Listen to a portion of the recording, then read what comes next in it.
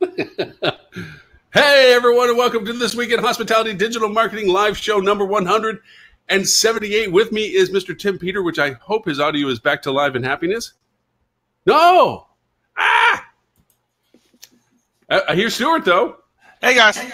Hey, and Mr. Stuart Peter with Fuel Travel. Tim is doing his mime impression today. He's... Nice. Yeah, but no audio. No audio from Mr. Tim. I sound like I'm echoing as well. Are you hearing that? It might be me. Let me turn my volume down a little bit. I'm yelling. Okay. Which is typical. Shock jock. That's what I am. I'm shock jock. Although if I keep letting my hair grow, nope, still not yet. If I keep letting my hair grow, I'm going to put it into a little man bun on the top and turn into a barista. I think that's a new chosen occupation for 2019. I'm just going to put a man bun on, go barista. That's the one thing I've wondered about you. I think the only thing you could improve on is getting a man bun. So a man bun, yeah. I think a man bun, yeah. Well, Tim's been working on it too. So it's a bit of a slow thing to it. But damn it, Tim, where's your damn audio? God dang it. Did you try turning it off and on again, Tim? That usually fixes the problem. No, still there's not now. Yay! Now. Yay! Happy New Year, Mr. Tim. Howdy. Happy New Year, everybody. It helps if you turn on the phantom power to the microphone. Damn that phantom power. That's right. Ooh, phantom power. Hey, speaking of just something for fun to it, I'm very excited about the upcoming Avengers movie. I want to see what happens to whether they created a duality universe or whether quantum foam actually works. You know, entanglement. Is it a real thing or not? I will tell you, I've wanted to write a story for years just based on the phrase "spooky action at a distance," which is a property of quantum mechanics. They talk about spooky action at a distance. And I always thought that'd be the great title for like a Ray Bradbury short story or something like that. So that's neat. You know, but that's all I got. That's as far as I ever got with that. Is I know Ray Bradbury. I know the title. I got nothing else. That here we have hosts that are already talking about quantum entanglement. That gives you, ladies and gentlemen, the caliber that is on this show. Yes, we know how to say the word quantum entanglement. And when do you hear how it will influence your ADR and RevPAR in 2025? That's right. Probably about equally as much as blockchain will. Exactly. No. I want to blockchain, 5G. Robert, hold on 1 second. I'm so sorry, Robert. You need to move your microphone away from where you exhale because you sound like Darth Vader's evil twin. Thank you. We're in that movie. Okay, so this time I'm going to tie quantum entanglement. The effects of this over here have a direct action over here at the same momentous time. It is occurring duality that, when the Dow goes down, business does get affected. If a butterfly flaps its wings, there is a hurricane on the other side of the world. Wow. You're conflating quantum theory and chaos theory there, I think, a little bit. I'm pushing it all into one big pile calling it blockchain.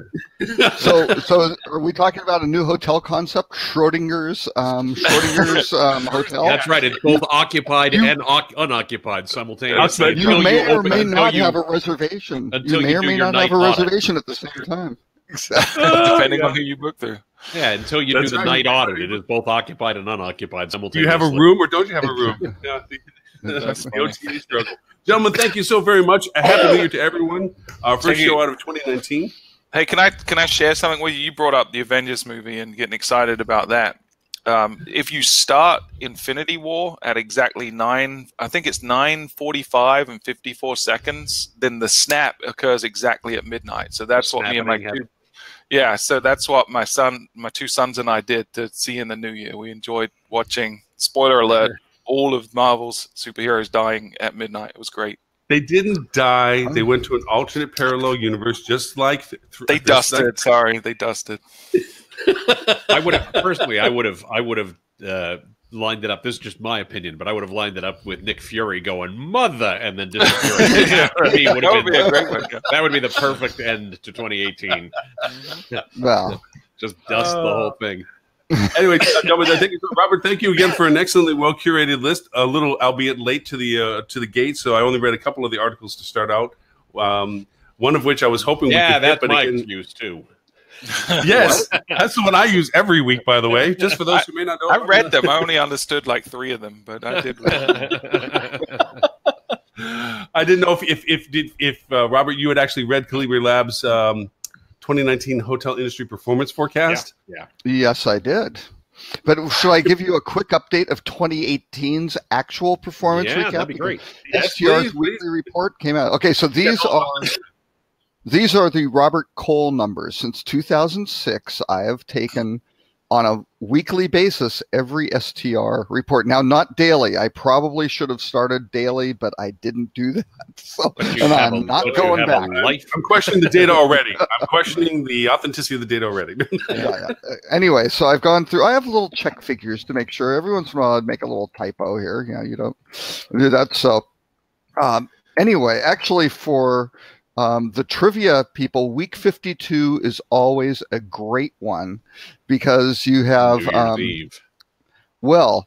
but in 2009 they had basically had the worst week of occupancy in the history of the hotel industry, which was 33.8 well, maybe not in history, but since records were kept, I'm not sure. 33.8% occupancy in 2009.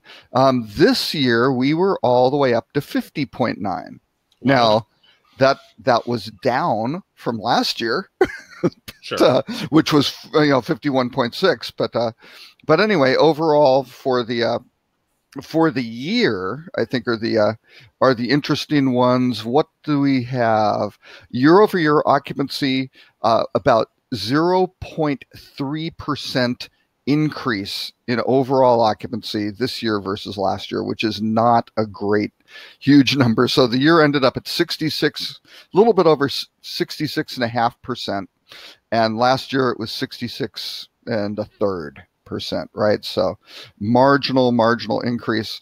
ADR is what pushed the increase. They were ADR was up a whopping just under 2.5%, right? Which it was 128.45, up from 125.37. So again, not the strongest figure in the world, especially when inflation is hovering around 2%. Yes, exactly. So that puts RevPAR overall up at about 2.79% or about 2.8%. So RevPAR overall in real dollars up about $2.33 per available room, which is not a huge number to contend with. But if you look back at the quarterly figures, not anything to get excited about in terms of trends, because the third quarter was bad. It was actually negative year-over-year for occupancy. So it came back. Fourth quarter was a little bit stronger, was up 0.5 point, but not. First quarter basically was up a little bit less than 0.5 point in occupancy. Second quarter was up 0.2% in occupancy. Third quarter was down 1/3%. And the fourth quarter was up just a little bit over 0.5%. So what's that give us for an annual number, Robert? Sorry. The annual number is about up a third of a percent, let's say. So essentially flat. I mean, essentially flat. So it wasn't like, here's some big disruptive event. It's just a big meh. And then the same. Are you just tracking North America? That's just U.S. Actually, US, just U.S. Okay. Just U.S. Basically, just to piss you off, Stuart. Basically, well, I live in the U.S. That's fine. Most of my clients are in the U.S. That's good. There you go. Yep. So the numbers, quite honestly, sorry, STR guys, their international numbers aren't that great. Right. City by city, they're okay, but overall not. Yeah, sure. Yeah, not so good. So in the U.S., pretty good. And STR, I mean, you mentioned Colibri.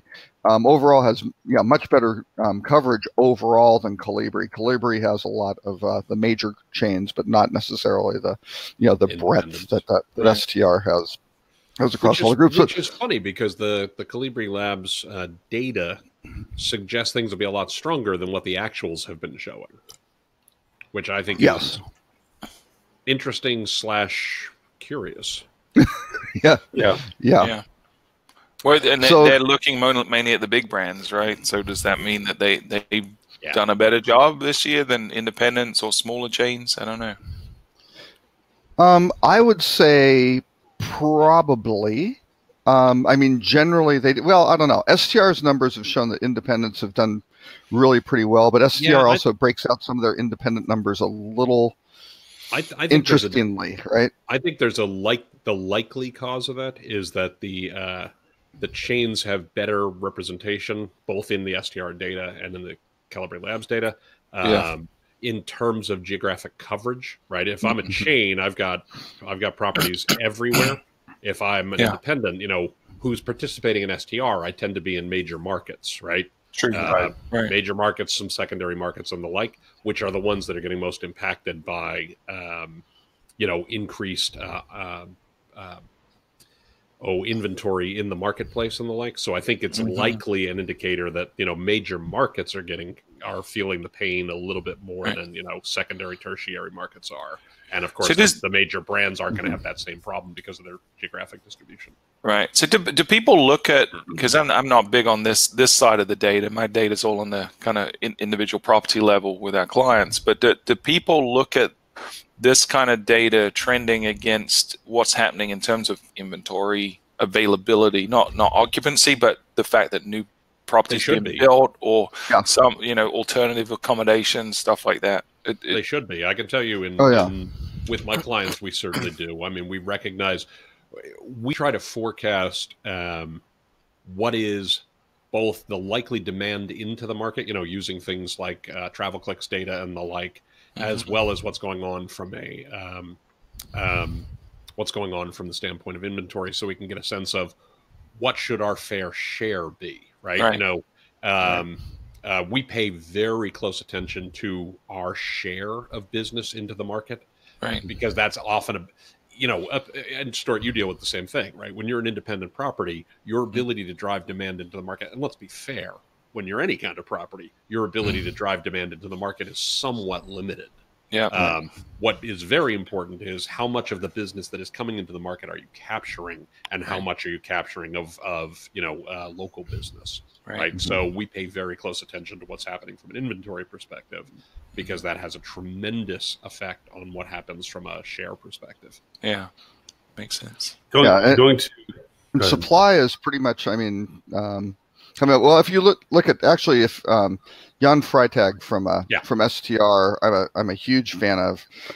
He always generally once a month or so, he puts his kind of Freitag 5 things of things to really look at, and he's basically kind of answers a few questions that folks may have here and there, but the overall demand change for 2018. Now he did year to date through November, is up like 28 million rooms in real numbers. And in 2017, year to date, it was up 26 million rooms. 2016, it was only 16 million rooms. The year before that, was 27 million rooms. So, demand is good. Demand is still fairly strong. And they've got a pretty good handle on what's happening with supply.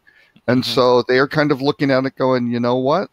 That's okay. But then he'll also break some things down very interestingly. And actually, he did note in November, all of a sudden there was a big supply jump for rooms in construction, jumped up to like plus 7.8% for, I'm not exactly sure what the aberration was. Suddenly in November, when it was just kind of flat or not doing much at all for the rest of the year, but everything started to get built. Yeah, I would expect some of that. Now, I mean, this is pipeline data, so it's not really sure what's going on there. So I would expect that has something to do with people's access to financing, but I'm not 100% sure.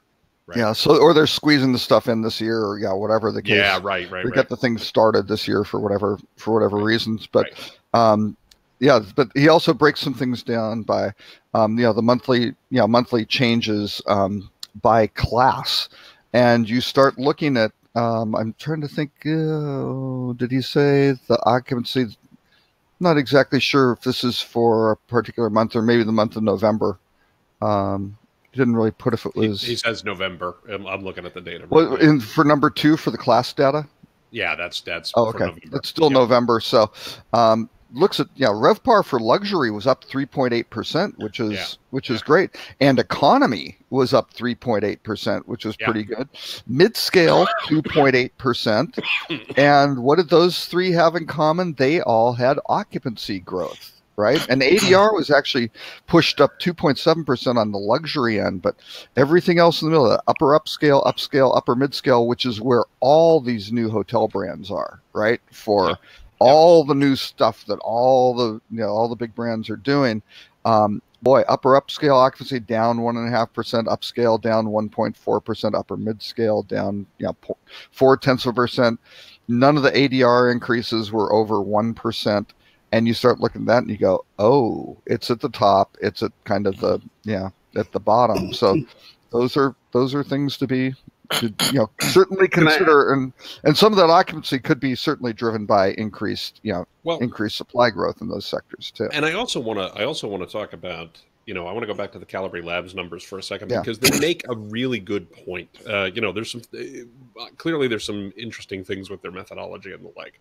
But they raise a couple of really key points that I think are worth being aware, and really, for people who watch the show, something you should think about in 2019. They talked about how many rooms are now being booked online, and they don't really unpack why that's not necessarily a good thing, right? And I'm a digital guy. I've spent my entire career in digital. At the same time, we have to recognize two things that happen with regard to digital that we need to focus on as we go forward. One is that obviously when we talk about digital, there's tremendous price transparency, right? When we talk about, particularly as opposed to walk-in or as opposed to people on the phone, right? Now, clearly people who walk in, and especially people on the phone, have access to the pricing data as well. But it used to be somebody walked into your property, you gave them a rate and they took it or they didn't. There wasn't a lot of, let me pull out my phone and look and see what other prices are around. Now, most people have already worked that out before they ever drive into your parking lot or pick up the phone and call you. So they know what the right price is, right? The right price. They know what the market rate is in your market. So digital obviously has created this situation where it's tougher to push rate, particularly if your competitors are all doing dumb things like discounting like crazy.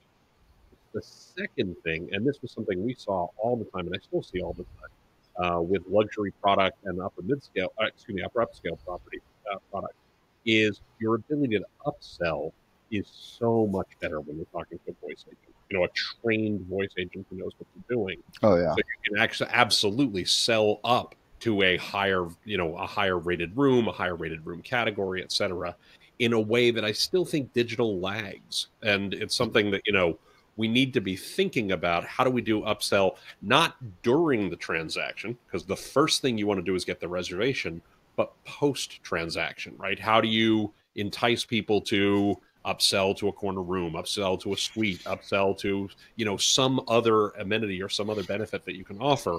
Add on breakfast. Right, add on breakfast, add on dinner, add on show, add on whatever, where you can generate more revenue from that reservation. This is a common problem. This is a funny thing. This is a common problem in digital across all industries is, if you look at average cart value for any online store versus any regular retailer, the average cart value is always lower because people don't pick things up as they're standing in line at the checkout the way that they do when they're in a retail outlet. And the same is true in hospitality. I look at the rate, I book the rate, and upselling becomes something we have to be more deliberate about and think about what are our upselling plans for guests who have already made that reservation, because that absolutely is a thing we're going to see more of, and it's absolutely going to depress rate if we don't take action to actually think about how we upsell folks after the transaction's made. Going to too bad Valen isn't on, because she could tell us. I was going to say, well, we could do a commercial. We could do a commercial right now for Norman. The Calibre Lab, other ones too. You saw the information in a positive way. I saw some negatives in that, and again, it goes to the methodology of the data collection.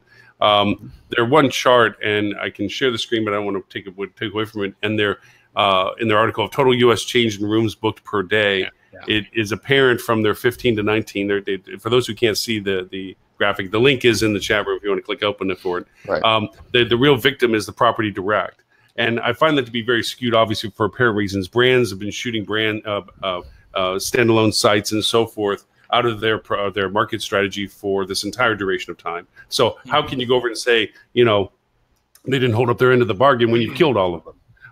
You know, so hold on. Couple things there, though. Yeah, when they're talking property direct, they're mainly talking walk-in and phone, and in many cases, in the way Calibri Labs does their data, they're mainly talking walk-in and phone, and they are talking about the fact that, you know, phone. One of the things we have to think about specifically with regard to that is the fact that, you know, a lot of properties are opting for call gating. Right. Well, I'll go with that to a certain point. Other than the fact that brand is also mitigating that off of the property as well, they're putting that to the centralization. But then, if that be the case, then I need clarification on all other channels. Well, all other channels is going to be GDS. It's going to be group. It's going to be fine. We know that's on a decline. Let's see. I'm just trying to find the positive. Why did all other channels go up when we know GDS has been categorically at or sometimes below persistent contribution? And I'm not going to say that without some data, because of the shift to brand.com and OTA primarily. Right. I'm saying that. I mean, I'm justifying that. I'm trying to understand the growth in all other channels, if that be the case. I'm not following. See, I think property it's a direct shift. It's a shift. It's a shift, Lauren. It's not a growth. It's moving from one channel to another. Here's the reason, by the way. Here's the reason. But hold on. I used to sell 5,000 economy properties online every day, right? By the way, I'm not taking the brand's trunk. Yeah, correct, exactly right. I used to open up my coat and say, "Hey, who wants a room?" Yeah, right. Okay. Properties is a code word for something else, right? So we used to say all the time that most of the people who are staying with us tonight don't know it yet. Right? When you're an economy, when you're roadside, you know, motels, your Super 8, your Days Inn, your Travel Lodge, your Howard Johnson, right? Somebody's in their car right now, and 4, 5, 6 hours from now, they're going to get tired, and they're going to see a road sign, and they're going to pull into that road. They're going to pull into that place, and they're going to walk up to the front desk, and they're going to say, "What's your rate for tonight?" And that was a thing that people did. And what has changed dramatically over the last 5 years, especially, is people now, before they ever pull in, assuming they haven't done the research before they ever got in the car, they simply are looking stuff up on the phone and making the reservation before they ever pull into the parking lot. The number of advanced reservations that are same day made online, if you look at the major chains, especially in the economy and mid-scale, has shifted dramatically from property direct, where people used to just walk into the property. That's an enormous difference. And it's a change in customer behavior enabled by the fact that everybody now carries the internet in their pocket.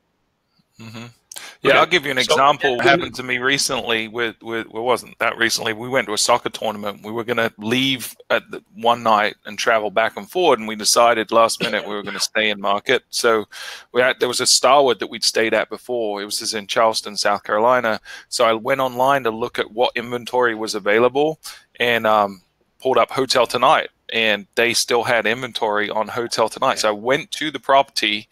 Actually, I called them first and said, "What rooms do you have available?" Because I needed a certain configuration because I had 2 kids and a wife, and went to the property in the end because they told me, went to try to get a room on property. They wouldn't match the rate. So I stood there in the lobby in front of the person booked on Hotel Tonight and said, "I'll take my room now, please." They wouldn't match the rate. It was crazy. I literally saw the exact same thing happen more than a decade ago.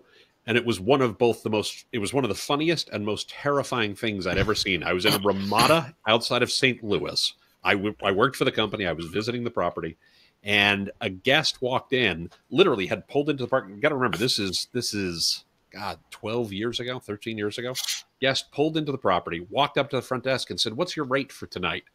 And they said, I forget what the rate was, $110 or something, you know. And the guy said, "Let me think about it." And they walked over to the lobby bar, pulled out their laptop, logged on to Expedia, booked the room for $89, and then walked up and said, "Yes, I have a reservation." Yeah. And I knew at that moment, I will tell you, the moment I saw that, I went, this is new. This is very different. And this is going to change things in ways that at the time, I didn't know how much it was going to change things, but I knew it was going to change things a lot. Now they don't have to get out of the line. Well, it goes back to the same attitude where you would call a hotel and say, hey, look, I see online that you have for $89 in Expedia, and the hotel was stupid enough to say, I can't honor that rate, go book it. Well, that's what happened to Story. Okay. But I do want to go back to I want to go back to this. I understand, and I read through the article saying that this is like saying 4 out of 5 dentists. It also means 20% of the people didn't disagree. They're saying phone calls and such. So please tell me where direct website lands in their classification. Property direct website? I couldn't answer that. I don't know that we know the answer from where they because said I can say all the other categories, hotels tonight and so forth. This is what I'm talking about with Calibre is I'm thinking Calibre has purposely tailored it to a brand flavor messaging. Yeah, I hear because that's their relationships. Well, yes and no. Yes and no. Here's the thing. I hear your point. I hear your point. And I'm going to disagree, and I'm going to disagree for a very specific reason. And I want to be fair. I'm not like the brands are the best thing in the history of the world. You know that most of my clients are independents, and I believe that hotels who should be branded, and a lot of hotels who are branded probably shouldn't be, right? So I fully acknowledge the brands have their place for some properties and don't for others. Again, I can tell you, in my experience working with brands and with people I talk to today who still do that all day, every day, we used to allow properties to have their own property website. In fact, I believe Wyndham still does. I don't know this for sure. However, we absolutely required that they used our booking engine. Absolutely. That was mandatory. That's a mainstream. Yeah, that's a given. Okay, but hear me out on this, right? We had properties who would talk about the amount of traffic that they would send to our booking engine, right? And look at what a great job we're doing, yada, yada, yada, okay? And there were certainly cases, there were certainly the one-off properties who were doing a good job of driving direct traffic to their website for the standards of that time. At the same time, I can tell you unequivocally, and I had a large enough sample size to say that it is a statistically significant sample size, at least of that class of property, that 98% of the properties, 100% of the traffic that they were sending to our booking engine originated on brand.com before it ever went to the property website in the first place, because we also provided a link to them. Right. So the fact of the matter was the properties weren't doing a great job across the board of driving direct business. They were getting business that we were funneling to them that was then coming back to us. Were there outliers? Were there properties like the ones you probably managed that were doing a good job of this? Sure, of course there were. I could count them on one hand when I was talking about like 6,000 properties a day. And literally, I could name the folks where that alternative was true. And that was true for our master franchisees who had e-commerce departments and things like that. That was true for, large ownership groups. Most of them did not do a good job of it. Not because they were bad people, not because they were dumb, not because they weren't creative, not because they weren't inventive, but because they were busy running hotels all day, every day, and had other priorities. Right. And none of that I'm disagreeing with. Here's my contention to this of why I'm kind of like digging my heels into this. This to me skews the value proposition of the data in validating you can't survive on your own. You must be a part of the mothership. If you're not a part of the mothership, you're going to lose because you don't buy that. And that's part of my Labs data that I have issues with. Their classification of, hey, we're saying that those are phone calls and front desk connections and what was the part? Well, that was your direct website that we killed. Okay, over there. So you have to rely on our brand contribution. You have to rely on our brand contribution. And by the way, you should centralize your calls so you get that back when you do. In fairness to Calibre, we don't know where those numbers fall, right? So that's I think true. I think they fall under. Okay, how I read these numbers. These numbers say, don't do it on your own. Go to the mothership. I can talk about Focusrite's data, though, right? So Focusrite's data, and this stuff may wind up in a FocusWire thing. I don't know. I just went back and forth with FocusWire on some stuff on this. But okay. The 2018 U.S. online travel overview, right? Which is where all this stuff is going online. In the hotel section, hotel supplier direct bookings online supplier direct bookings, and that includes brand.com and property direct, right? It's being booked on a website, grew at 11%, right? The OTA growth was 10%. So they grew a little, just a little bit faster, which you can kind of say from the brand perspective, hey, see, that's working. We're doing it. Now, the big challenge is, hang on, let's look at what's happening from offline into online, right? Because again, if you look, well, and I'll do the forward-looking view. Right now, Focusrite still looks at, if you look at what's going to a supplier versus an intermediary, right? So that would be property direct, central res, walk-in, that sort of thing, brand.com, all the stuff that's going straight to the supplier. In 2018, that's about 66% still.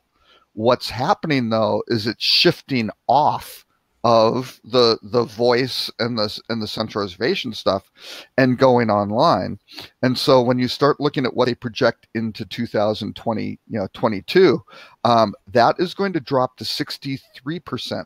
So business that's going direct to hotels is shrinking. Right. And that's a bad thing. So what's happening is you could kind of take this Colibri number, and you do cut in real numbers. Now, again, this is the change in rooms booked per day, and they changed the term. All their other numbers were 2018 and 2019 sort of thing. This is 2015 to 2019.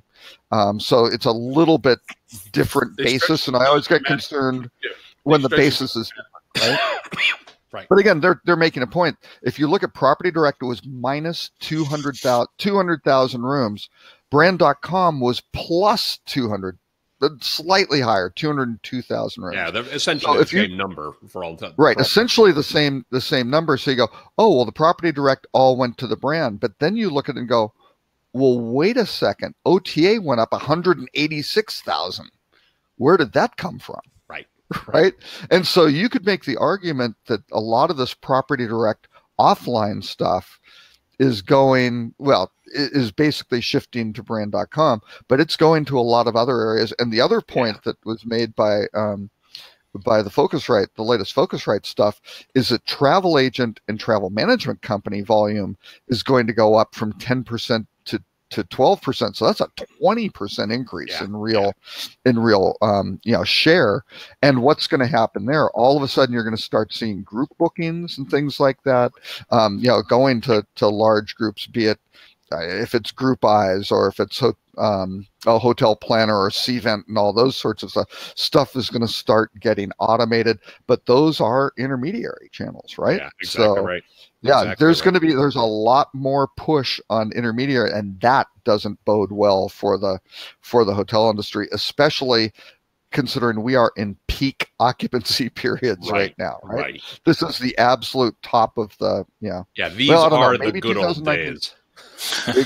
Exactly. Yeah. No, really, I'm telling you. I agree. 100%. That's funny. These are the good old days. At some point, we will be talking about, man, remember the good old days? I got news for you, folks. This is it right now. Yeah. Right? Things kind of plateaued in 2016, and these little increases are going. Now, again, I'm calling out the Jan Freitag article.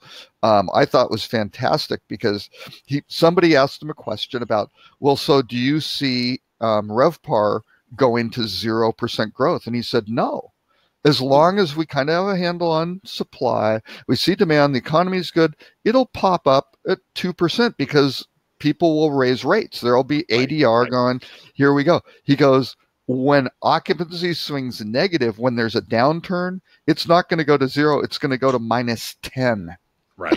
Right. So I think that's you gotta listen to Jan. He knows. He's been there. He's seen this stuff. He sees this data, and I think that's one of the wisest things I've looked at is when this turns down, it's going to be ugly because the fundamentals are all kind of stacked against the hoteliers. Right.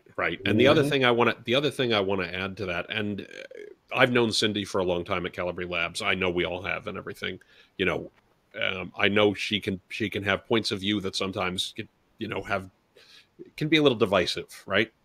I want to say also, you know, one of the things that Calibre talks about a lot, that Cindy talks about a lot, is that, you know, she's very pro ownership group. More so than the brands. She may be getting the data from the brands, but if you listen to a lot of the stuff Calibre Labs has said, if you listen to a lot of the stuff that Cindy has said over the last few years, she's definitely not using these numbers to say, thus the brands are good. In fact, no, far from. I will never pin that on her. I will never pin her for that. So I would say you may also be reading some things into the data that the data doesn't actually say. What she is, I think about what the data can be what used she for. is saying is be used for, not whether she intended it that way. What the data can be used for. Sure. But I mean, I think the point to be aware is, you know, and again, Stort said this, Robert said this, you've said this many times, Lauren, I've said this. We know tons of independent hotels who are doing a great job, right? Mm-hmm. So it's not like independent hotels cannot drive direct business and cannot compete with these folks. Right. The question is, if you are a branded property, should you be? And if you should be, are you getting the right value for what you're paying the brand to deliver rooms to you, to deliver revenue to you, right? And those are incredibly fair questions and should absolutely be asked. But I don't look at this data and say that this data suggests that the answer to both of those questions are no. Right. I think this data is what this data is, and it's important for each property owner, each property manager to look at the data for themselves and say, is the brand delivering good value to me? And if not, should I be looking at a different flag or should I be looking at deflagging altogether, which is a very different question. I don't want to take away from Robert's curated list, but there's two topics. One is a question to you, Stuart, later on about perpetual influencer engagement. I wanted to ask you on the show a little bit about, and we can't talk through it. And the second was, and this is something if Ed gets to join us, he said he might try to join us later or something like that. He brought up the fact that there's a splinter group that came out of the two roads. You know, Hyatt, of course, picked them up and all this other stuff. But there's a splinter group that grabbed a whole parcel of land and are doing their own ownership group. And that seemed like an accelerant. Like, where did that come from and how? And that seems pretty fast. That must have been in the works already. You know, why were they able to pull stuff? And Terranea's in that conversation? Like, really? They're going to let that go? Why wouldn't why wasn't that going to be what did Hyatt really buy if some of that stuff's splintering off, you know? Like, well, where the hell did that go from? It depends on, in many of these acquisitions, there may be terms in the agreement that say, oh, wait a second, if the ownership changes, we have a right to, you know, like we have a right to opt out. I don't know if that was part of those are two things that are like, I'm right now knee deep in this one platform about perpetual influencer engagement. And I know, Stuart, you have had your hand on the pulse of influencer engagement a lot. So I wanted to make sure if I had the chance to pick your brain on the show about that. And the other was Ed threw that up in just a general conversation yesterday. He's like, if I hop on the show, I want to make sure we throw that in there. But I don't want to take away from your list, Robert, because there's some really good. But I would like to deal with the top story and not chicken out on. And let's talk about the Battle of the Titans, shall we? With Marriott and Expedia are having a little contractual tiff, as they're known to periodically. And my understanding was hostage negotiation, I think is the way to put it. Exactly. It's the only contract I've ever seen where it's written with letters cut out and pasted on a sheet of paper. You know? It's like a ransom note. Exactly. So the deal, my understanding from this is no inside information. This is some analysts have said that the deal was up in I think it was like November 19th. November, right? Yeah, sometime in November. So it hasn't been cut off. I mean, there was some discussion that one would turn off the other, which I always thought would be ridiculous. Because both of these, I think the bottom line of this is both of these groups need each other. Now, they could argue which one needs the other more, but I think that's kind of a moot point. Yeah, this is two people plummeting to earth sharing one parachute. They both and need the parachute. They can't take half each. Very good analogy. And here's the challenge. Here's the challenge that I look at. And my assumption is that they're going to come to some form of agreement that neither is really happy with, but they can both live with, right? I think that's going to be kind of the general outcome.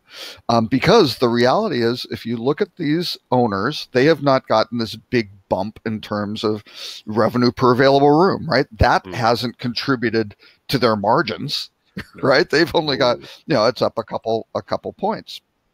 What's happening? Oh, their labor costs are going up. If they're in a major market, to add minimum wage, legislation go through. If they're in a market where the labor is tight, which is certainly the case, and that certainly comes in with a lot of the immigration debate where, yes, hoteliers use a lot of undocumented labor. If that starts getting, limited, that's a problem for the industry. Sorry, guys. It's true. Especially a place in South Florida and Bedminster, New Jersey. But we won't have that conversation today. And Moving on. And probably, in fairness to the organization, probably not as much as others. No, that's right? Probably true. That's who probably knows, true. Right? Yeah, anyway, you were saying, Robert, I didn't mean to derail us. So in those sorts of issues, you've got owners' costs going up without any kind of sign of margin going up. Yeah. You've got major brands, if you're part of a brand, pushing in things saying, hey, you've got to give a member rate, which gives a discount to a whole lot of people now, right? Yeah. So that puts negative impact on your margins. You've got higher reward program costs, which are growing much faster than RevPAR, which is something Calabri came out in another article and pointed out, which I thought was very good. So owners' margins are getting squeezed, right? Yeah. Right there. Now, where do they get relief? Can they get the relief from the management companies? I don't know. Marriott's pretty strong about touting their 20 to 30-year management agreement deals, sort of thing. And still, one of my favorite questions. This came up, I think it was at the Alice conference last year. I wasn't there.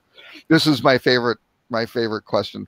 Somebody stood up and said, "Excuse me, can you tell me what the basic environment is in 15 years from now?" Right? They picked it, like 2035 or something. And the panelists and major brands were like, "No, that would be crazy. We have no idea." It's like, well, then why do we have to sign a 20-year deal?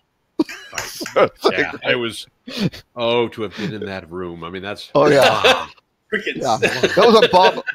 That is not an urban legend. That was on Bob Alter's panel. It was the former owner of Sunstone Hotels, confirmed that did actually happen. So anyway, you've got those things. That's not good. So the brands now, they're getting their profit margins. There have been some warnings and things like that. That things aren't going to be quite as good as they thought, right? And here's some concern in China and things like that. They aren't getting growth and margins there. Beforehand, let's give her also credit where credit is due for it. She has been heralding the death of 1,000 cuts for a long time. Mm-hmm. She has been the champion of, you all have to look at she's one of the first to herald the idea of your channel. The other was to look at your operational distribution costs and so forth. And she has been one of those long-standing vanguards of, you all have to look at where you're spending your money. Just don't look at top-line revenue. See where it's getting bleeded down to the bottom line.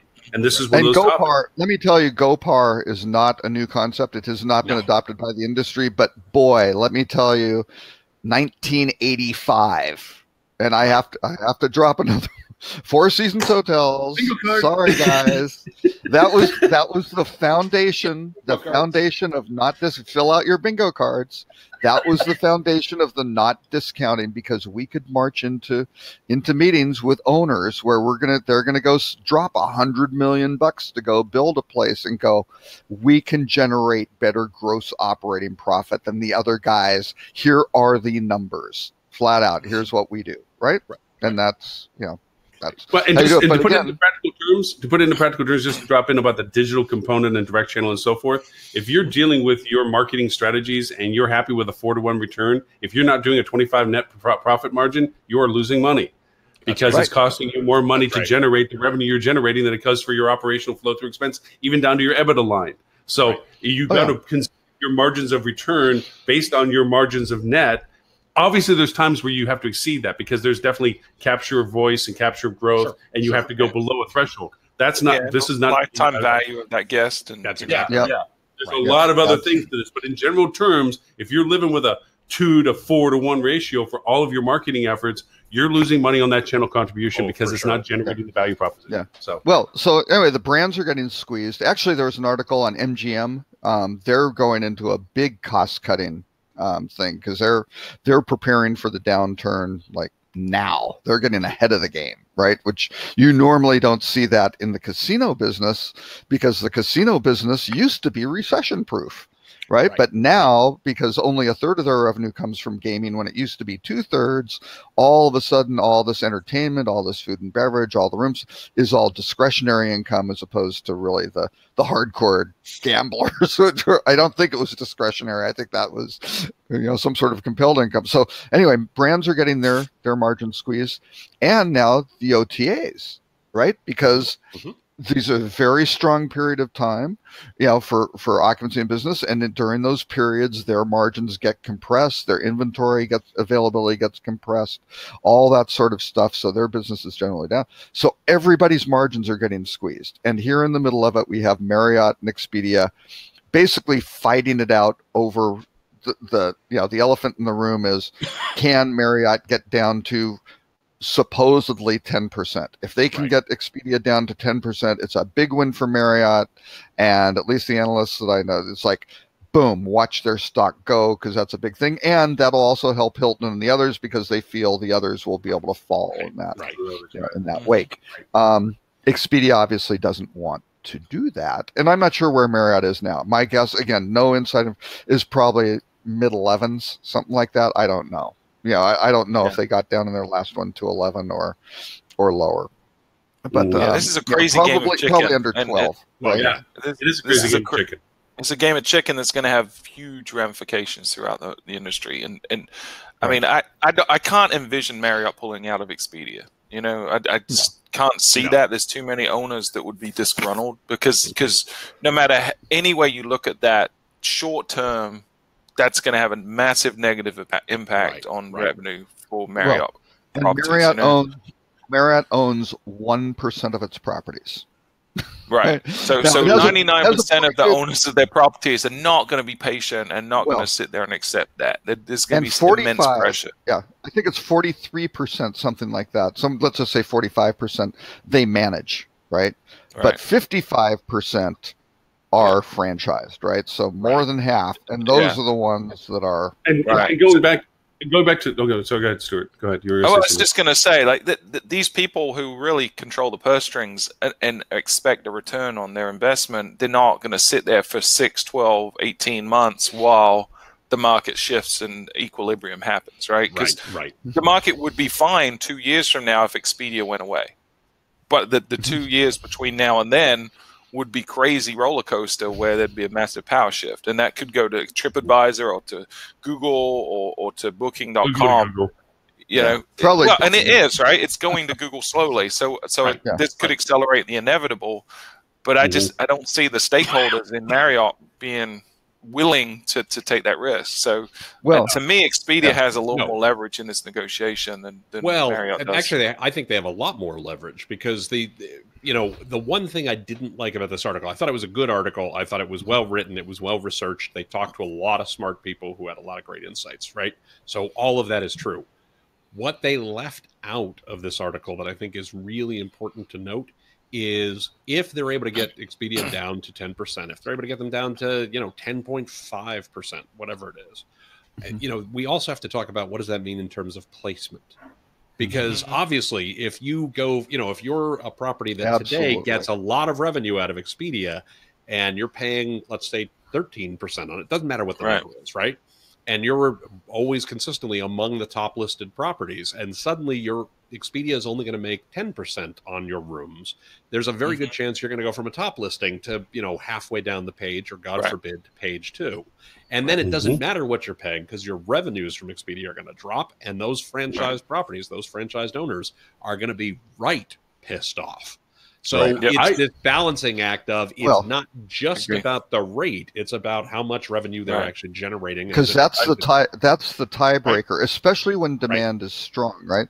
Because Expedia's algorithm, and I think they've done a lot of testing with it, right? And they got caught on the grain things out, they did, which I think were legitimately A/B tests, right, to just see what would happen. I don't think. I don't know. I think there was some intentional dimming going on, man. Sure, we'll call it A/B testing. But I'm sure that also benefited them financially. But but again, I think in many cases they don't. I think they've figured out they do not. If there's a super high demand property in a city, and it doesn't matter. The Marriott Marquis in New York or something. I'm not sure. Well, I don't. That's probably not one of their top producers there. But anyway, a large. That is the. Oh, sorry. Go ahead. Never mind. I'm just talking. Some sort of high demand property. Just pick one. Doesn't matter. It could be the Casablanca or something like that. Right. It doesn't really matter. Whatever property that is. They don't want to remove that from list. There's Ed. We're just talking about Marriott and Expedia arm wrestling. But they don't want that off the list because people want to stay at that property, and it's whatever. It's got a value proposition or a location or services, all those things. So they want that, but one of those factors is the how much do they get paid. So it's one of those. Hey, you know what? As a tiebreaker, you're moving down the list, and you're going to be moving down the list against your competitive set, right? Because they're doing a pretty good job of analyzing. Here's who the guy. Where do they make money? Right. Well, yeah, exactly. They go, what's best for the consumer? Good. We understand that. But and who knows how they tip the scales to say, yeah, these guys are close, and maybe the algorithm ranks the Hilton, Midtown Hilton, whatever, a 0.25% higher in their algorithm, but they go, you know what? We're getting a full % more here. Put them up at the top of the list. That's a strategy and we know how much moves there, right? More just to do that. Hey, keep it in the comic book analogy. Google is the Lex Luthor, I think, and Superman and Batman are battling it out. Google's just waiting for the boat to get whacked off, and they'll just take up the pieces because honestly, you got to think about it. This is great. Google, TripAdvisor, Booking.com, Hilton. There's a lot of people benefit from this negotiation, regardless of the outcome. Yeah. By far. And that's the Wall Street reaction, I think, will be very interesting to see, because they're really trying to figure out what does this mean, right? I think they're looking at this as one of the bellwethers. I wouldn't buy Expedia stock right now. That would be my tip. Because I don't think they come out of this as a victory. As a licensed investment professional who likes to go on the record with his. That's all right. I mean, here's the thing. Buy Apple. It's a good time. It's down. Here's the thing with any of these negotiations, though, is you have to look at them, and they even talked about it a little bit in the article, where it's not as straightforward as you think. Like, so the number that Marriott wants to show that got moved is the commission, but the total revenue may not actually move. Exactly right. Right. Ad buying,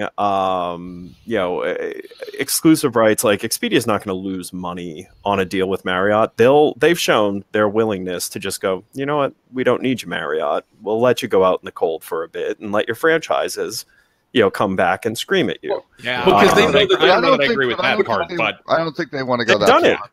They have done it. But I think to add to that part, to put a bunch of analogies together, there is no mythical unicorn silver bullet yet that will, going back to Calibre Labs, be able to have Marriott take what the OTAs have been providing as channel contribution for them and shift it into their market, that they can actually absorb and control brand contribution, and the OTAs lose their value proposition. There is not without spending more than it costs to get that business from the OTA. Right. Yeah, they can't do it yet. Right. I actually think one of the more interesting things in the article that they talked about in negotiation, was when you think about the terms you look for in your OTA agreement, you're talking about margin, you're talking about parity, you're talking about placement, you're talking about marketing support when you're talking at a brand level, right? Are people paying for the marketing, brand protection, and last room availability, which is exactly where I was going, Robert.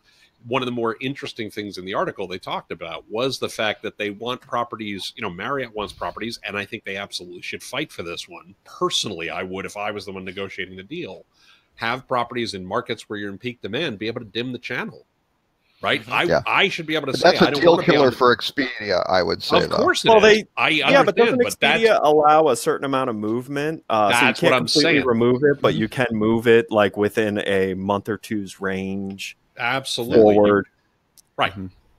And the only thing I'll say is, if you want to look at like a real bellwether for investment, is if Expedia, because who knows how long this contract's for. But let's not forget, we're heading into a softening. I think that's widely agreed. If Expedia just goes, you know what, for this contract, sure. we'll let you go ahead and remove demand because it's not going to happen a lot. You know, and if that if they roll over on that, it's you know, it's because they know. I mean, listen, they have enough data to know. I was about to say they have enough actuaries on their side of the fence. They can figure out forecast model trend and figure out margins or ratio value return and all that stuff.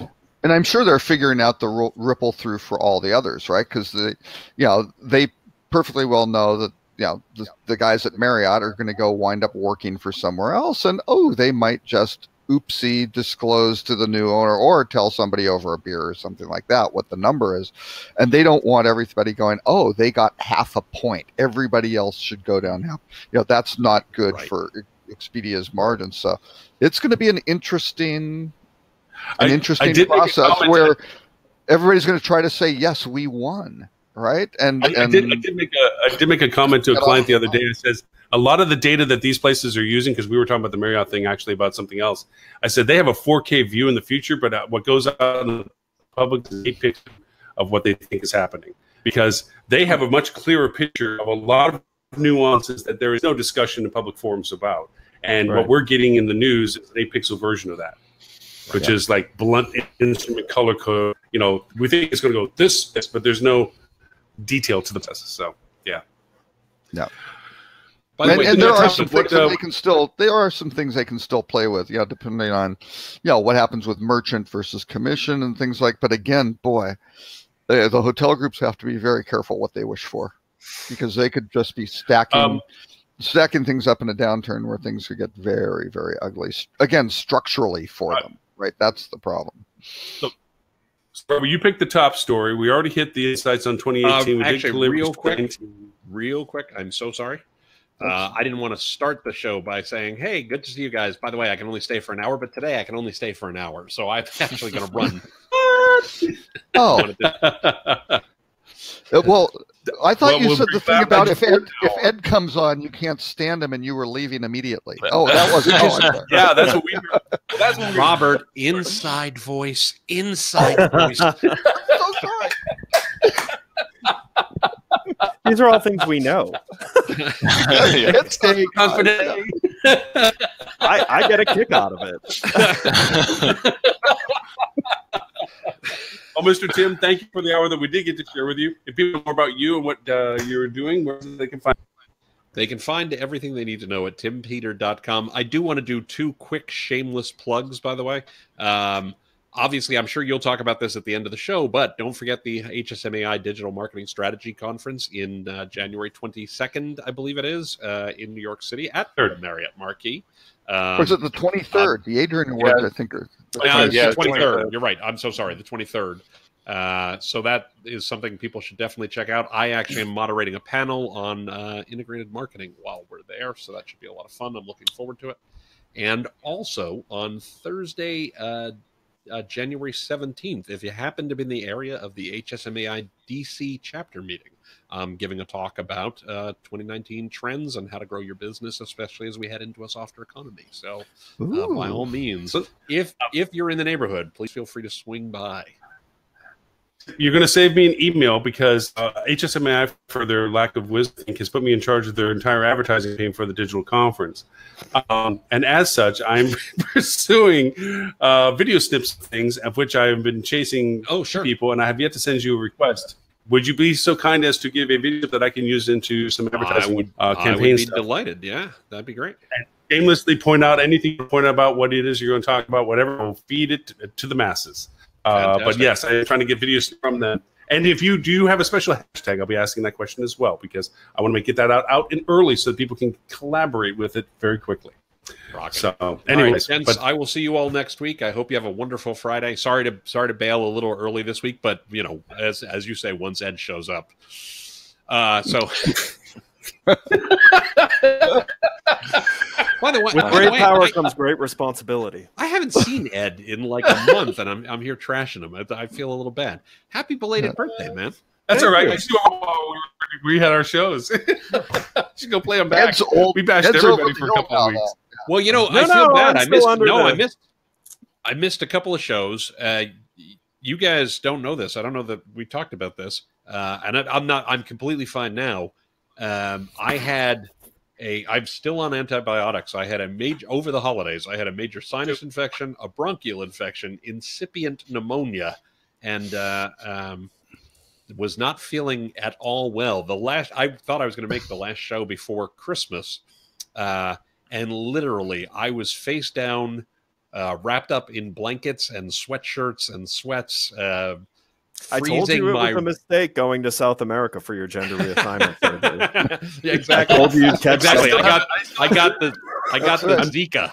I got the Zika. I still have antibiotics for ear infection. This is your Deb, and this was partially. So, did everybody else get one of these? Look at how cool this card is. Look at this. Oh, I don't know if it, look at that. Look at that card. That's Timmy's card, and then of course the cat in the back. Nice. Nice. Well, but no, Tim, I really do need to run. Unfortunately, I have a 12:30 call, so I usually try not to get double booked, but I do have to run to this one. So see you all next week, and Happy New Year to everybody who are watching. All right, Tim. Bye now. Thank you, sir. Bye. And now, thanks, Lauren. Ed Stewart and I all feel really bad we didn't get a card from Tim. So that's all right. You get one of these? Look. Yeah, of course, I had to send him a check first, but after he got the check, I got the card. So mine just finally went out. We sent New Year's cards because we missed Christmas. Yeah, I have the same thing. And to be fair, the same thing that Tim said. I still am taking antibiotics for an ear infection. This is my second round of antibiotics. I can't get rid of it. Renee has the pneumonia that is coming back down, which is good. But we got hit like right just before Christmas. Boom. Yeah. I mean, nasty.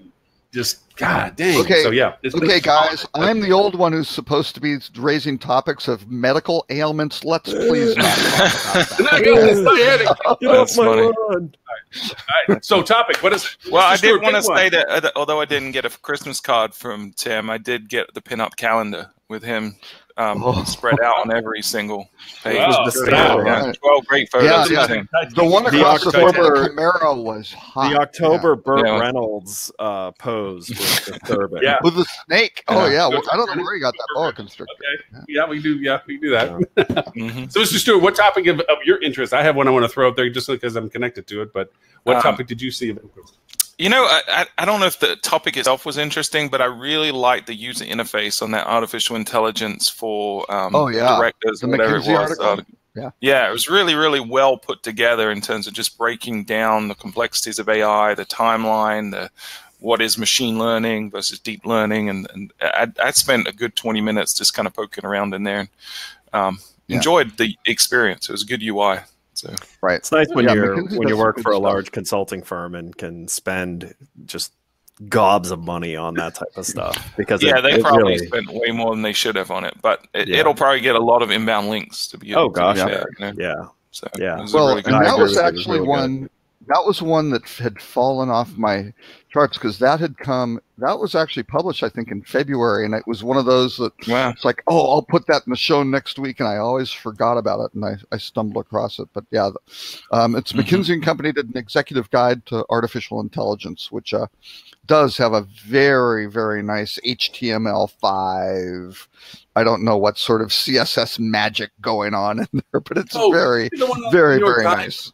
The New York Times one that showed the proximity of the distance of the engagements of people. It was a rollover, and I can't pull it out of the New York Times. You rolled over it, and it would show you. It was a map of the U.S.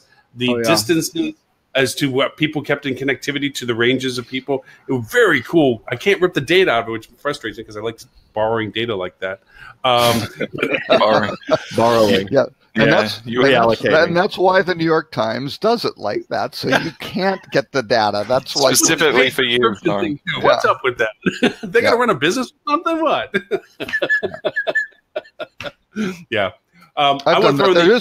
There is one consulting group that I will not mention that I did figure out how their content management system basically worked in their CDN, and you can pull out all their reports basically, because they don't publish PDFs, right? That's the thing, because those get distributed, and that's not quite as good if people are paying thousands of dollars for this. But I found out, you can grab all their stuff, and it's all the images and charts and things like that. Just by hitting their CDN. Facebook by doing stuff like that. Exactly. Did we cover the Facebook stuff? We have not covered the Facebook stuff. We have not covered the Facebook stuff. Yeah.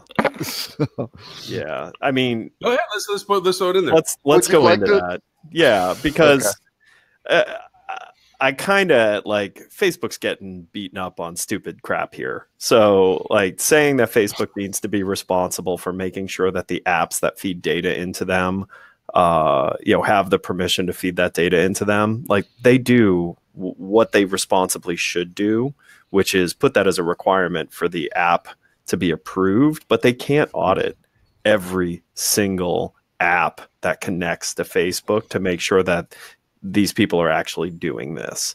Like to say that Facebook needs to do more, like what more are they going to do? Are they going to build an entire web authentication infrastructure that is universally accepted and deployed for that handoff of approval to be valid and trusted, from the app? Because anything else, the app, if the app wants to do something shady by saying, yes, we had permission to do this when they didn't, they are going to be able to get past any type of technical solution that Facebook puts in on that. Right. But, like the issue here is you have people who I think don't understand how the world works in this area, trying to like Congress. Yeah, trying to make an issue out of something that is like it's not an issue. And Facebook's right in this specific articles. Who would utter such words in this environment? And by the way, just because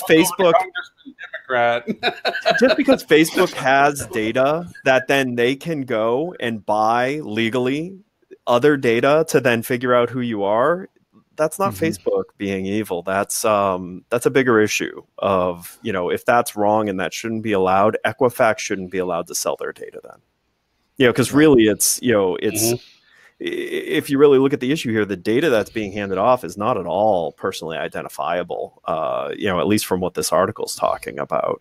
The fact that, Facebook can easily, personally identify who this profile is. Look at the strongest comparison you can make is Apple's ecosystem. Even they can't control it. Right.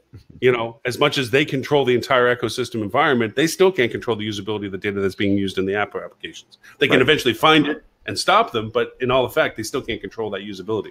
Right. So, I mean, it's kind of, I think this is a mix of sensationalism, trying to talk about something that's a hot topic to keep people riled up. But hey, it's while they're still kicking them while they're down. It's like, and your dog's funny looking too. I mean, they're just they're picking on some.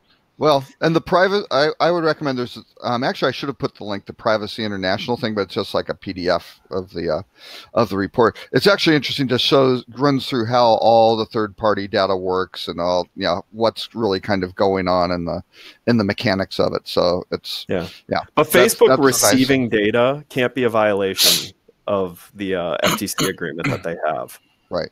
Receiving data is not misuse of data. Because it's to pair the data it's so you can advertise. You go, hey, here's this person. We found this guy, Lauren Gray, who tends to travel to this one residence inn and, as far as we can tell, in Mississippi or something. That's the only place he ever stays. How a large trailer and it leaves with an empty trailer. Who's to know what's going on? That's right. So, but I mean, you figure out that you've got to say, hey, here's some sort of information that we have. You put it in and you go now. But I would also argue that the greatest thing that has ever happened for Apple, Google, and Amazon is having the devil of Facebook, of Zuckerberg and Sandberg up there, because now people will not be happy until their heads are on pikes, and these other guys can just kind of go, hey, look over there. Facebook and Volkswagen. I mean, I was saying this on the last time and on that email exchange. All of the companies are doing this. Facebook is the Volkswagen in the diesel cheating scandal, but it since has come out that every automotive manufacturer was cheating the emission standards in every country, and they've all raised their hands, and none of them have gone to jail. They've gotten really minuscule fines and haven't had to pull their cars off the road. Like Volkswagen got the beating. and everyone else got to kind of just time their announcement or leak. Now you're going to tell me that ethanol is not good for us, and it costs more to produce a gallon of ethanol than it does a gallon of gasoline. What's up with that? You're going to shatter all my dreams today in one show? We can continue talking. Like, we can go down that rabbit hole. We continue to want to find really rare resources to fuel engines. Yeah, sure. Ethanol is a great idea. Let's use food to fuel our cars. Because there'll never be a shortage of food. Yeah. I want to throw out Airbnb. New York, and I had this feeling from the very beginning of it. Obviously, Airbnb had a little bit of a big win with this. It's a huge violation of rights, because I think New York threw all their chips in and played their big Fourth Amendment. Yeah, threw all their big chips in, their big cards. Like, yeah, we're gonna all in. We're gonna win this hand. And somebody says, yeah, no, I call that. And now all of a sudden they're sitting there with no cards left. They're sitting there going, well, but to be fair, they didn't win the case, right? They got an injunction not to release the data while the case is pursued. Right. So it may not be over yet. Yeah. Yeah. But. Oh, it's not over yet. But this is definitely a pushback of what else you got? Because from what we know, we're pretty much holding the higher hand right now. So I'd love to see Airbnb's legal fees. What their costs are. They've got to have so many attorneys on staff at this point. They're probably swinging they got so many rights. They're begging for a left. I mean, good gosh. I mean, they're fighting everything everywhere. I mean, for that matter, Uber's probably doing the same thing. Their lawyers are probably stupidly happy at this particular point. Mm-hmm. It's always who wins. Since we had a bit of a low. Well, but I think it's a very interesting thing from the city's perspective. How do you basically in the hotel? This is a very important issue for the hotel industry too, right? Because this has everything to do with how you collect these room occupancy taxes from these individual players of who's doing this, especially when they start having limitations on numbers of days that units can be rented. Right, you can't just rely on Airbnb because they could be renting it through HomeAway or VRBO or any of these other platforms. So the city needs to somehow figure out that Stuart Butler's residence is such and such, and is he violating the rules? Because he's a super host. Well, yeah, because the downside is you lose affordable housing. Right, you don't get paid taxes. You're disadvantaging the hotels because there's no room occupancy tax, which supports the so it's an important issue. It also infringes on privacy and security of the individual patrons. There's a lot of because they're not regulated like a regular hotel, even though they're operating like a hotel. Right. No, very true. So. Just wait till ADA laws apply. Oh yeah! Could you imagine being a homeowner, getting the lawsuit notification from the? Now you've got to put in a chairlift in your backyard pool. In his pool. Yeah. Did you see that Beyonce's website got flagged for ADA lack of compliance? Queen Bee is under suit. My God, is there no justice in this world? That's funny. It just goes so the value of why these laws are in place, but the silliness of how they're being chased and pursued by law. The lawyers are going for money. They're not going for. The problem is it's so gray, right? There still is ambiguity over what exactly does that mean. If you're WHAC 2.0 compliant, does that cover everything? Does the law related to access to your property even apply to websites? The Department of Justice hasn't even ruled on that yet. So it's individual courts that are making rulings. It's crazy. So, I mean, the best thing you can do is put a good foot forward and make a good effort for as many people. Show best effort to accommodate as many as possible. And when the scummy law firms start coming, just lean on the best effort and say, sure, go ahead, take us to court. Little technical caveat here. For those who are running WordPress websites or template-based websites like that are there, there's a lot of GDPR plugins that are going out there. One in particular that's very good but has its technical issues is WebToffee. Now you got to be really careful because we had a huge meltdown on trackability, because what this does is it intercedes as to where the IP is being pinged from, and you identify your EU versus your non-EU. You can classify where these things are coming through. And as soon as it does that, it will neutralize your analytics right off the bat. It'll kill everything. Yeah. And then you got to go in and you can, and they do a nice WYSIWYG, but it's still, if you're an advanced or a high volume website, it messes with so much stuff because you got to go in and literally change the script to know how to have it intercede, not just that it intercedes. Honestly, Lauren, I would recommend strongly against trying to determine whether someone's coming from the EU or not and treating them differently. Because I think at the end of the day, the GDPR rules, the regulations are fair, right? They're not really asking you to do a whole lot that is too cumbersome. You don't really lose a lot of control if you approach it properly with clarity, with visibility, transparency into what you're asking. So I would just treat non-Europeans the way GDPR is asking you to treat Europeans. And even with that said, these things are getting ahead of everybody else, and they're messing with your script loads and your analytics functions. And yes, to your point, treat everybody the same. Don't isolate EUs versus non-EUs. I completely agree with you that it's there for a good reason. These plugins, if not properly installed, and even if they are properly installed according to their spec, still creates a mess of stuff. So don't just do it thinking you're solving the little cookie roll. Listen, an off-the-shelf solution to a complex problem is always going to have some pretty steep drawbacks to it. Yeah. It's either going to be way too over protective or a scam. And by the way, the toffee people are now taking all that data and filtering out and sending it off to either a foreign actor or Facebook. What a great way! What a great way to violate the law you're trying to. Exactly. That is genius.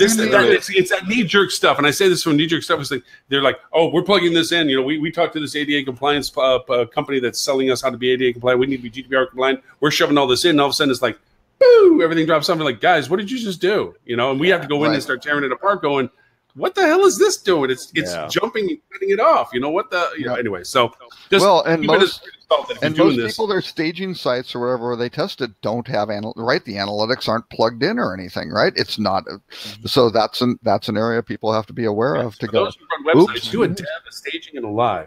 That way, and also keep it on multiples of servers. What? Come on, man. That sounds like too much work. I thought once you finished a website, it was done. Oh, yeah. Well, that's what are you talking about? Make changes live on the fly, man. That's the way to go. Exactly. Oh, yeah. Hey, Wait. You know, hey, if it breaks, we'll fix it. I don't often audit my own code. But when I do, it's in the live environment. Right? Isn't that the internet meme? Fuel travels 2019. My website much, but when I do, it's live code. And Fuel Travel, are you going to announce your new tagline? Code fast and break stuff, I think. That's right. Yeah. Code fast and break hard for so long, right? Yeah.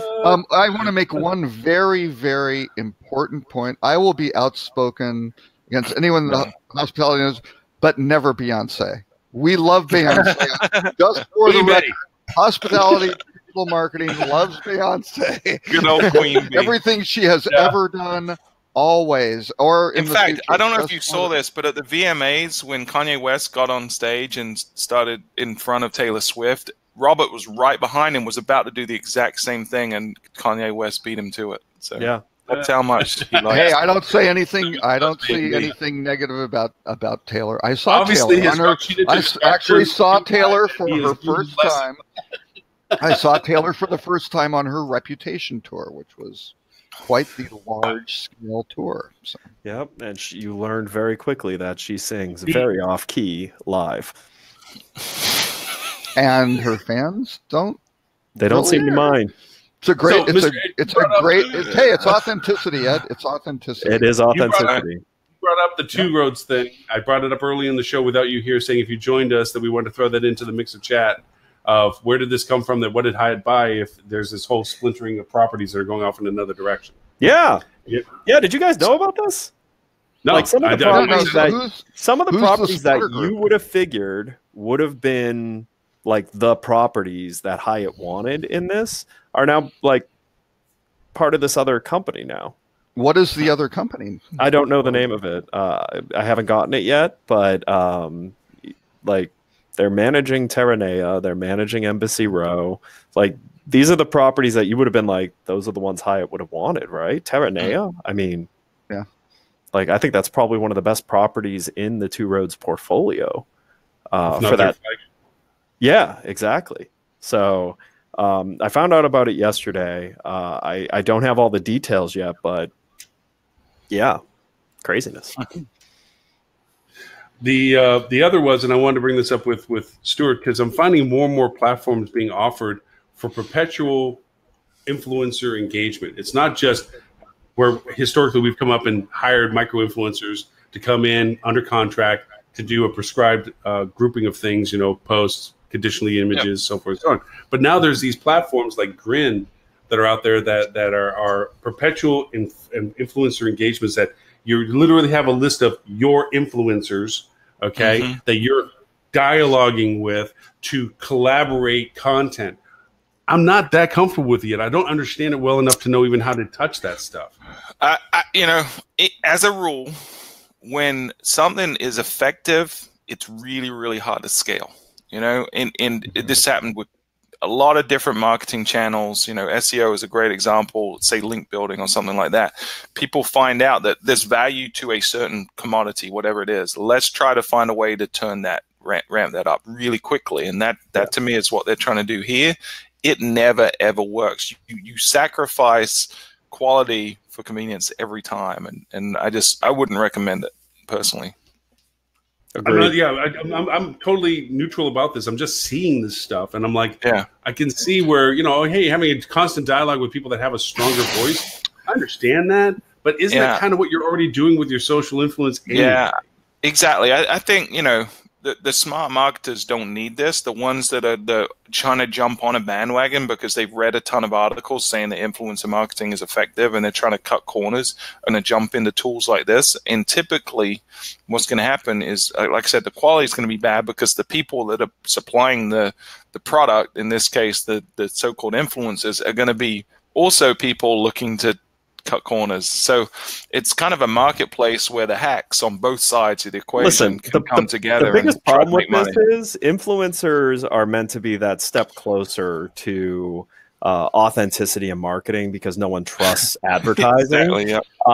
So, stripping that from it. So don't be unauthentic. And this is the thing I don't think brands understand is dabbling in this thing in a less than quality way actually will have negative brand impact. Like there'll become a point where people identify the spam influencers. And once a consumer knows that, this person sells their voice to anyone who buys it, like that immediately goes to your brand. Like, so be careful, like trying to cut corners in something that's meant to be organic and authentic. It's not going to work out well for you. Yeah, I agree 100%.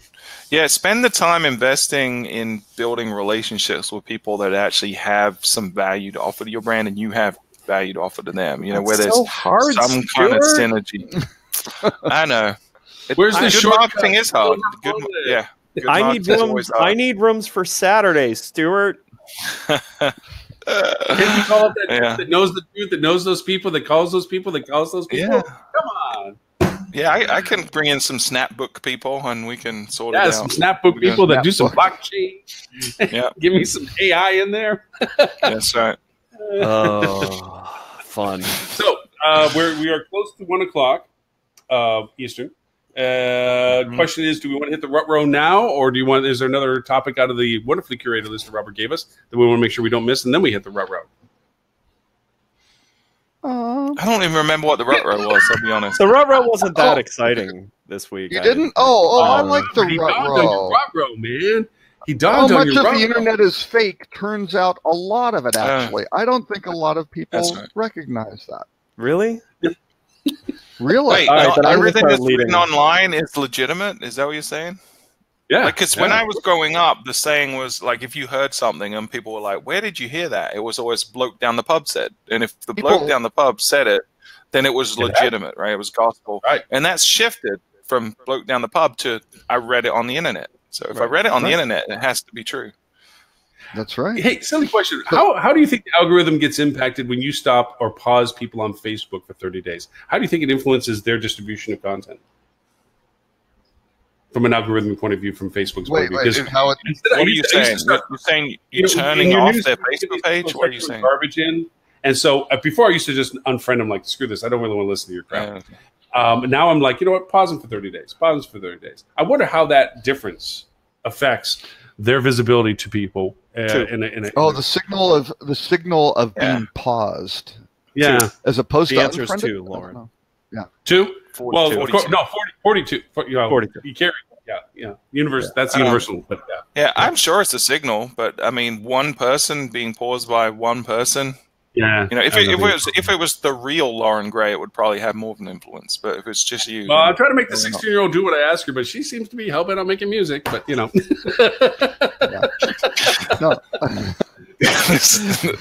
I'm not touching that one. I'm going to put that on a quote. Yeah. Put out a meme. And, I told you, I got my Gray. safety security. She's out there so that if anyone wants to attack Lauren Gray, that's the Lauren Gray you go for. The multi-million person followed Lauren Gray. Go after her. Go get her. Leave me alone. So, I think you're looking at a needle in a haystack type signal on that question, Lauren. Yeah. I mean, and it really is. I think more weight is the dead weight that never unfollows. Like, I think that the dead weight that never unfollows, never engages with the post, that has way more stick than someone actually actively leaving. Well, in mass, right? It does. Right. But there's probably a hierarchy of signals, but then they multiply by the number of them. But let's So- also be fair. No one watching this has a huge following anyways in the grand scheme of things. Yeah, relatively speaking. Well, and it's easier for these algorithms to pick up positive signals. I mean, once you start looking at over time and dropping, it used to be there and stuff like that, that gets very, very common. And I'm not saying Facebook doesn't do it. They probably have some stuff that tracks things over time. Yeah, for sure.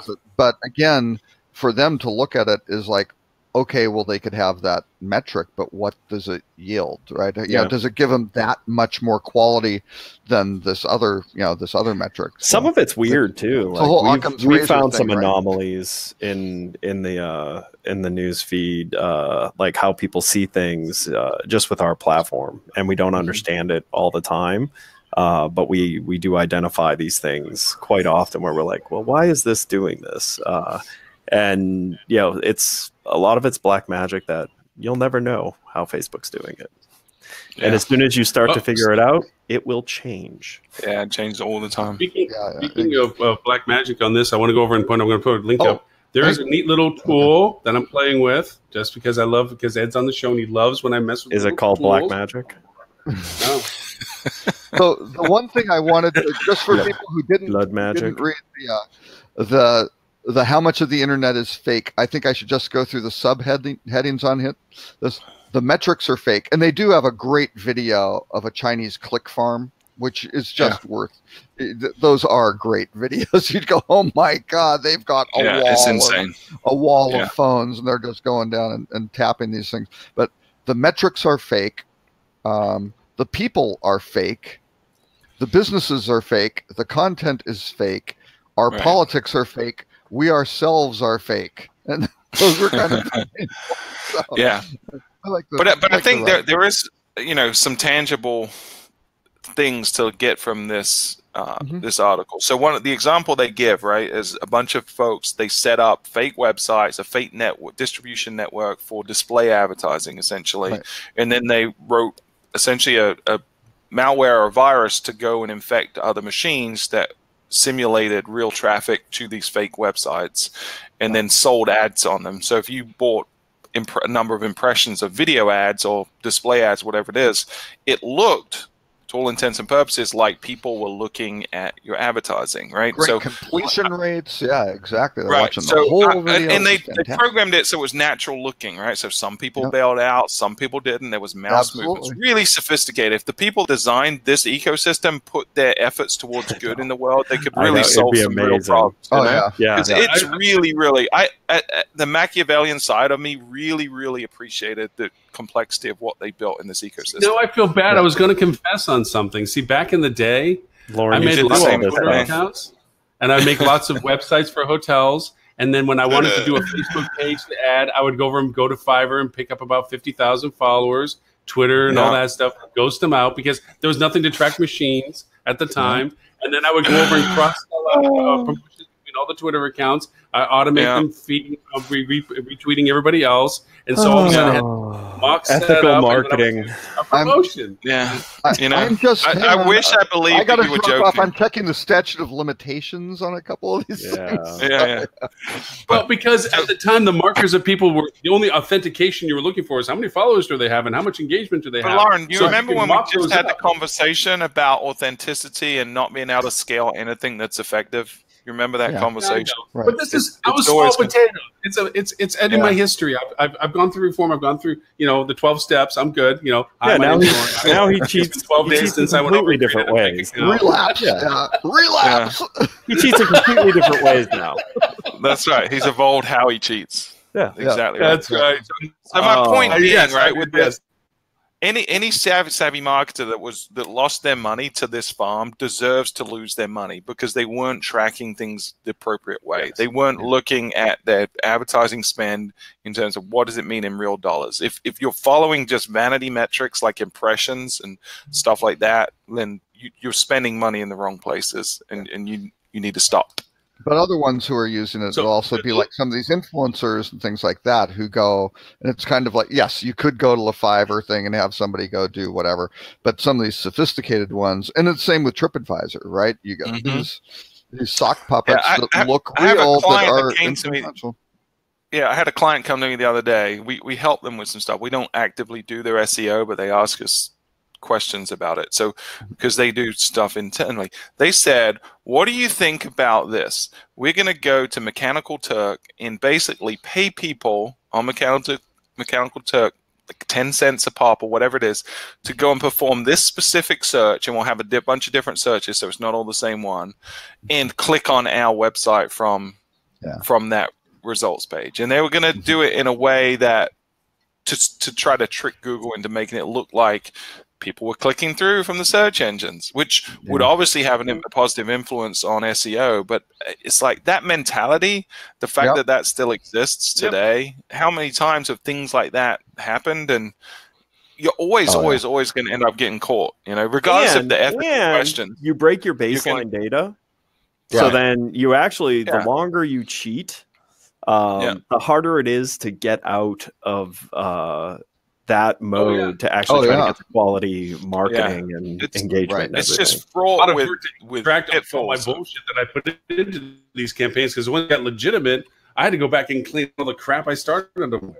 And really skewed the data. If you're cheating like that, and at the same time griping about laws like GDPR, you're the reason GDPR exists. Exactly right. Exactly right. There's one particular group. Go on to Fiverr and just look at what you can buy, and they'll let you know how it's still working. Because you can buy whatever you want. Yeah, you can. No, it's a sad thing in this. It's the truth of it. The on-demand economy. Yes. just to create. So Shorby. Shorby. What it does expand the links available on your Instagram profile page, where you'll usually just have your one link. This gives you a little bit more flexibility to allow you to expand different things, so you can actually have different crossover link engagements. I'm going to try playing it out with campaign runs that I'm doing right now. So when is Instagram? When will Facebook kill this? Who knows? But until I do, it's something to use. Yeah, because you're saying retarget anyone who clicked on your link, get the most of your Instagram. But I got to think this is something that either Facebook goes out and buys these guys because they just go, oh, that's kind of clever. Oh, didn't want the people to do that, or they just go, or they or they change your algorithm, or they kill the. Because if anybody's done Instagram, you're constantly having to manipulate your one link capability. This allows you to fragment that out a little bit and have some diversification of what you're connecting to. For now. Or I'm sure your link could go to a page of many links. It does, and that's the benefit of this too. It gives you greater diversity. You could just do that yourself. Yeah, just have a page on your website that has different content, like a blog, or that's what we used to do. Things like this that. Allows for, but here's the problem of attention span. Not everybody. First, you can't convey the message clearly just for that one. Is Lauren about to talk to us about attention span? Hey, if you're trying to figure out what goldfish are doing, you should ask the goldfish. So. Yes. Right. This is true. That's what I say. And to be fair, this is a crazy episode because you were defending Facebook earlier, Ed. So I mean, anything goes. I was defending Facebook because I'm sorry, I'm so tired of people's opinions. I really am. That's right. If it was everyone just had Ed's opinion, it would be such a better, easier place. It would be. Everyone would be right. Yeah. But Ed, Ed's world is turned upside down because there was a particular football game outcome which was not exactly what he had. Yeah. Tough start to the year. Tough start. Reality check sets in, huh? Yeah. Well, just like the economy, all good things have to end. That's right. So, what was that? Oh, that was. And if UCF ever got into a good conference, they'd probably understand how good they really are. They'd be better than Stewart's team, that's for sure. This is true. They would.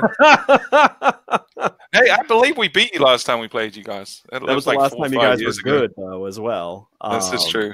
Yeah. Yeah. So, I mean, to be fair, we're on the other side of the pendulum than your team right now. You are. I thought it was funny, all the people saying that they should have been top 4 because they were unbeaten with the schedule they had, Yeah, but here's my favorite thing about it, because everyone misunderstands what that whole program and everything about like that whole campaign. It's a brilliant study in marketing. There's actually now multiple PhD students inside of UCF have written about it because it completely trolled the world to create a massive brand exposure. And it was wildly successful to the point. And what's funny is the brands that we were trying to get up to the same level as, they're the ones who actually made it possible. So the SEC is so insecure in this whole idea of like another brand coming up that they actually have spent the majority of their effort talking about UCF, which it's a brilliant study in marketing and playing the heel. But understand, UCF prior to doing all of this was seen as a little Florida school. Like that was like, when someone would say UCF, they'd be like, oh, that's a little Florida school. You're a commuter school. No, it's the largest university in the United States and houses more students on campus than like UF and FSU put together. And no one had heard about it 10 years ago. Right. It's just not 150 years old. You know, like that's the thing. It's been playing football since like 1996. So, so it was brilliant. And honestly, if we were going to have to lose eventually, I'd rather lose that way than some of the other ways we almost lost this year. I was very happy to lose with a backup quarterback against a team that is a very good team in a way that it almost didn't happen. Like we barely lost. We almost came back and won.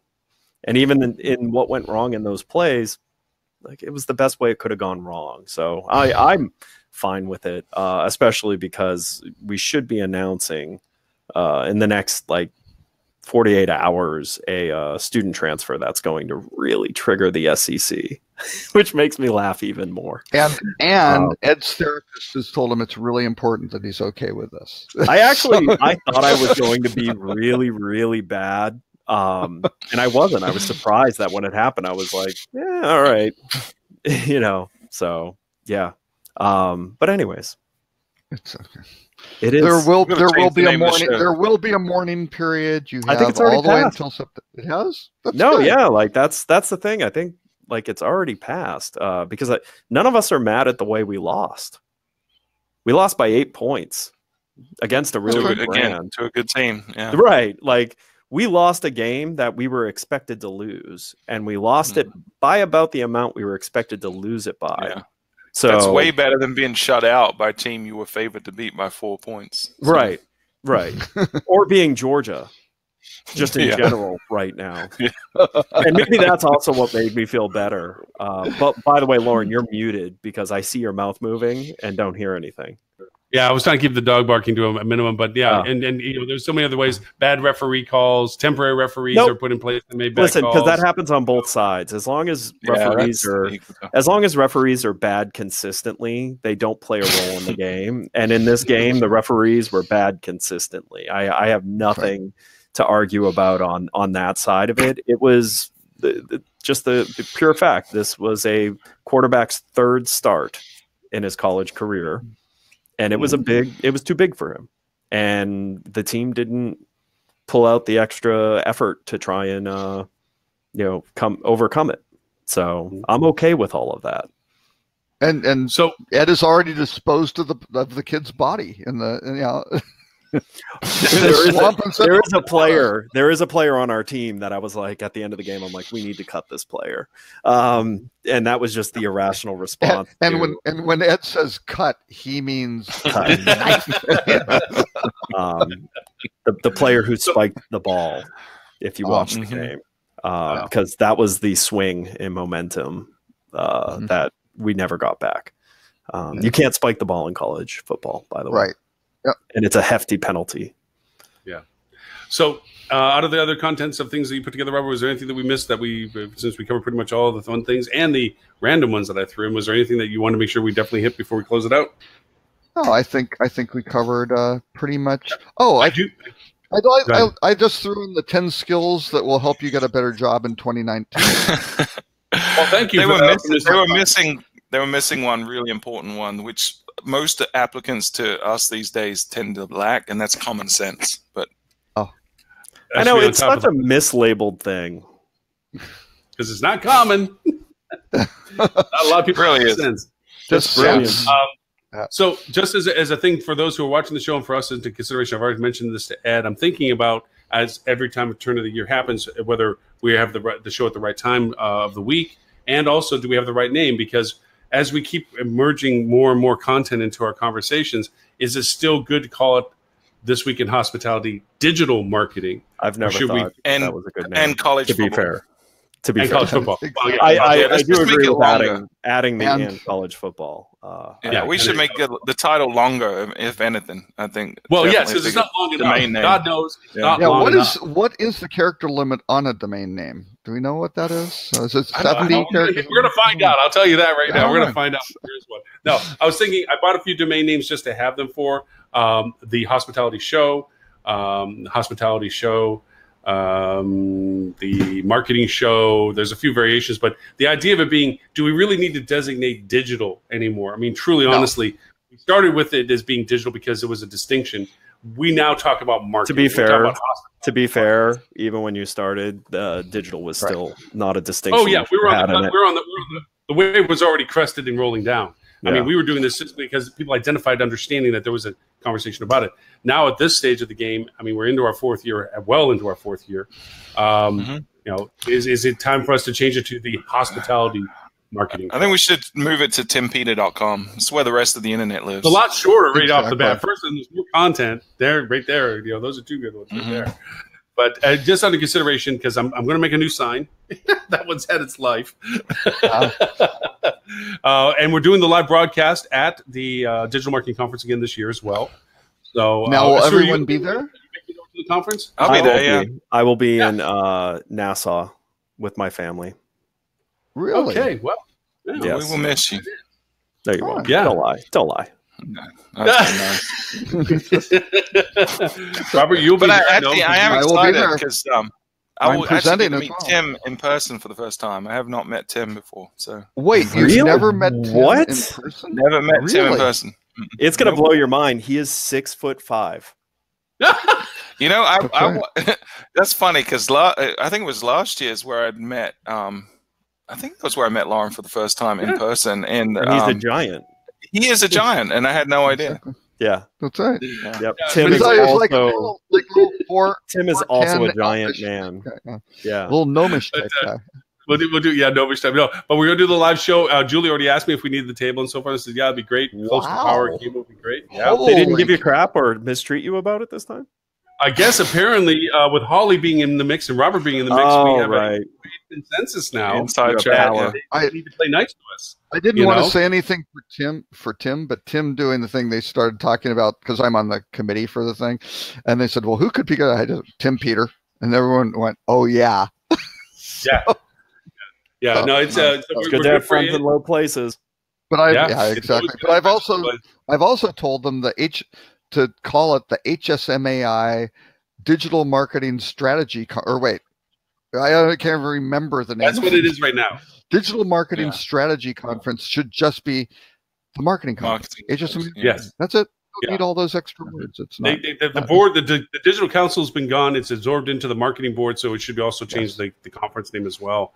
But with that said, Robert, I'm going to need as many hashtags from you as possible, like I was mentioning to Tim earlier on for his presentation, because that's one downfall our conferences always have is you want to engage with what you're listening to, and you don't, one, know their Twitter handle, two, what hashtag people are using except for the one for the conference, and even that's hard to find. Give me a hashtag for this particular piece of it so we can dialogue on it and get some content. I think you just even do it. I think you keep it simple. I told them HSMAI like DMC or something like that for digital marketing. It's actually digital. Be incredibly complicated and hard to spell. What? There's Seth. Seth mooning the people. There he is. He's trying to fill in for Kelso. So for those that what we're talking about is on January 23rd in the Marriott Marquis, New York, is the HSMAI Digital Marketing Strategy Conference. Its current name, Digital Marketing in the Current World. There's two keynotes, one from Google, and the other is somebody that's kind of coming back into the mainstream again, and that is David Atkins, who was quiet for a while because he had one big primary client for the longest time, and he's been He's been huge in the DMO space. Yeah, he's been in that space, but he hasn't been. He used to be much more engaged publicly with the conferences and so forth. What I'm saying is he's back into speaking again, which he hasn't been for years. So it'd be fun to have him back. He has been, just not at the shows you've been at. Which one has he gone to? Which one is he speaking? All the major destination, all the destination marketing events. Like he's been. Oh God, yeah, like especially all the Florida-based ones. Yeah. Well, the Florida ones I understand because that was his bread and butter. Well, I didn't know. I thought he had a 3-year deal with those.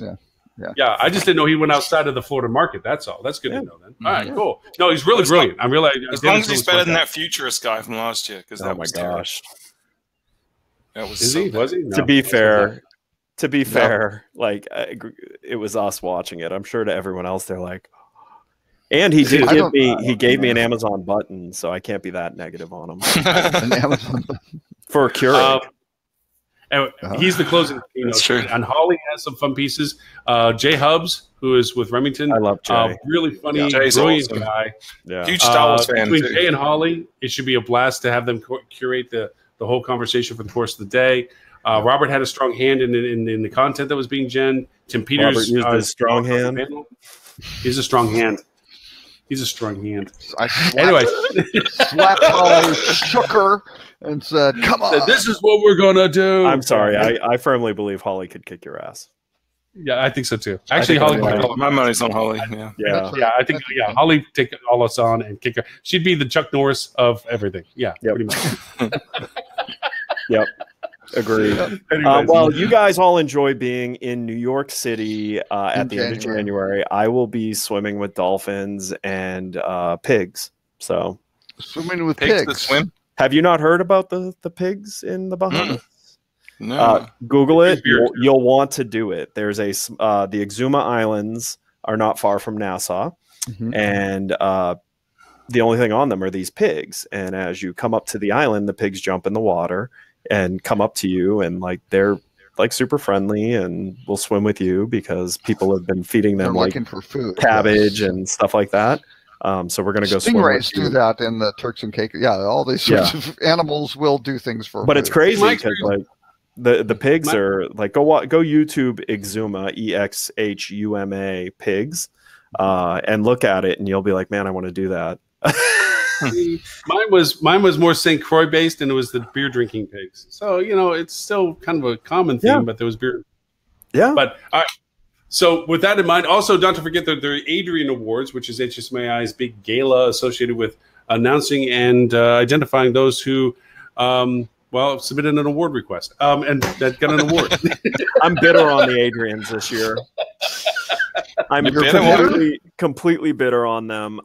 We won some great awards, but the one that we should have gotten like really good recognition on, which was the Myrtle Beach Cooperative, we ended up getting a bronze, which is you instantly get a bronze.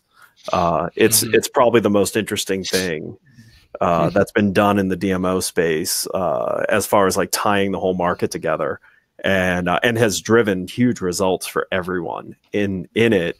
And we got a higher rank off of our timeshare company using the Cocoa Beach Pier to drive leads than we did off of the Myrtle Beach Cooperative. I was quite disappointed with it. To be fair to it, the gala itself, there is some amazing. I mean, there's the hundreds, if not thousands, of people that submit to the awards. I said that not in jest because there's a ton of judges. All of us are probably judges for most of it.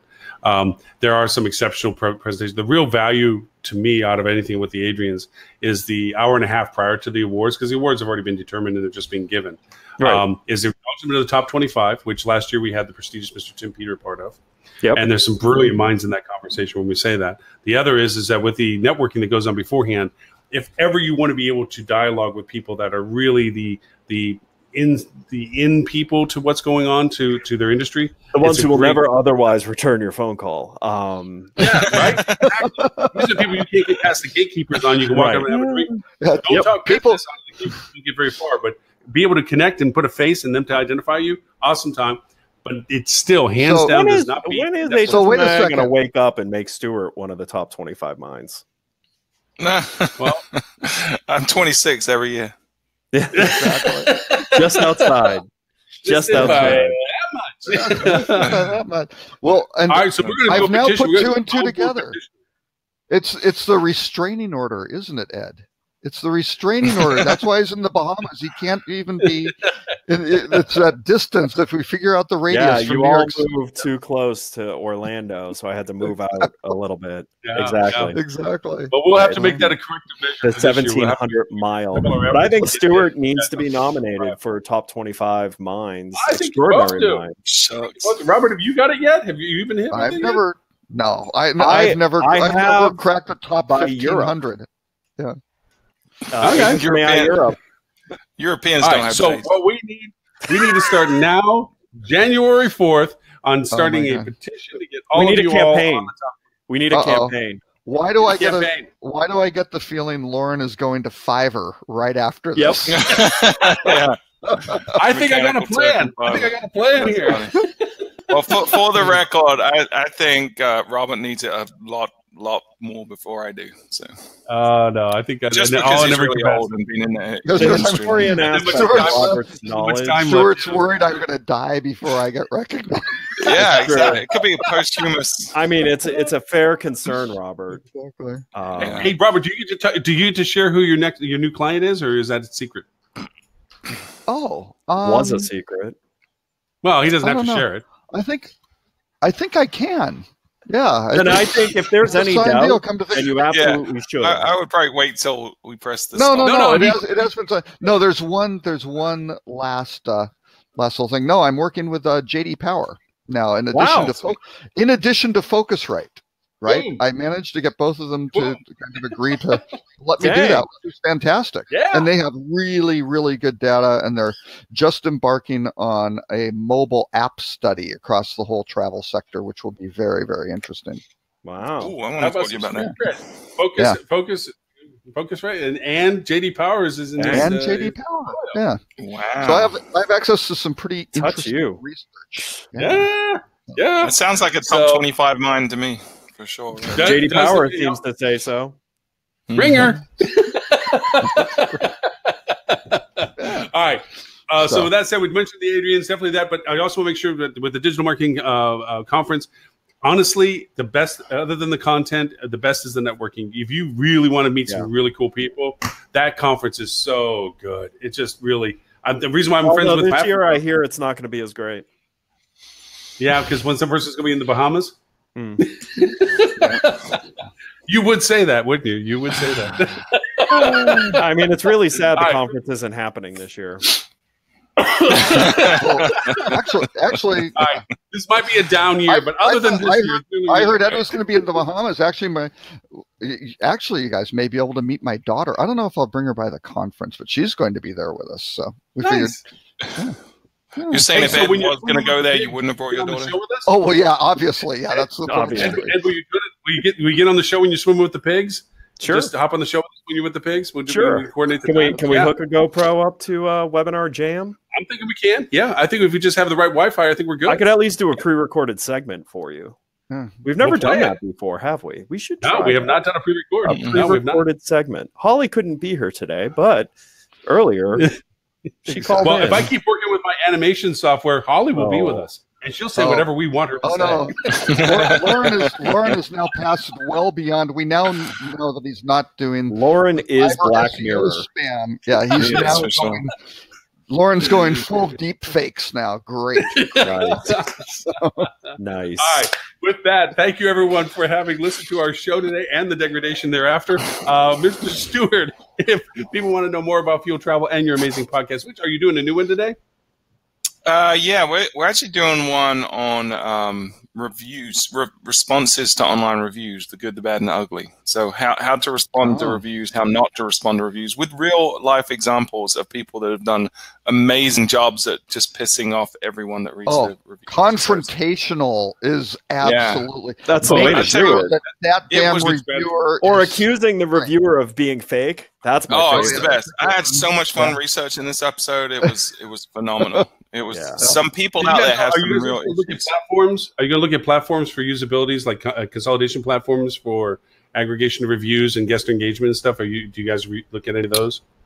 In this episode, no. It's purely just a philosophical discussion about how you should treat your reviewers the same way you should treat people on property, and we're pointing out the absurdity of how you would never accuse someone on property of being a liar. There's the Edward St. Onge method, which is if you disagree with me, you're wrong, and you clearly stated in your reply.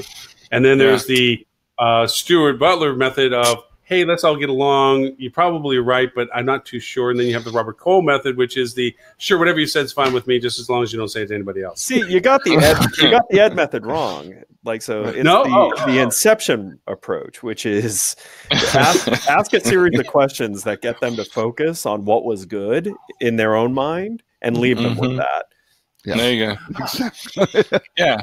Because even the worst trip had a high point.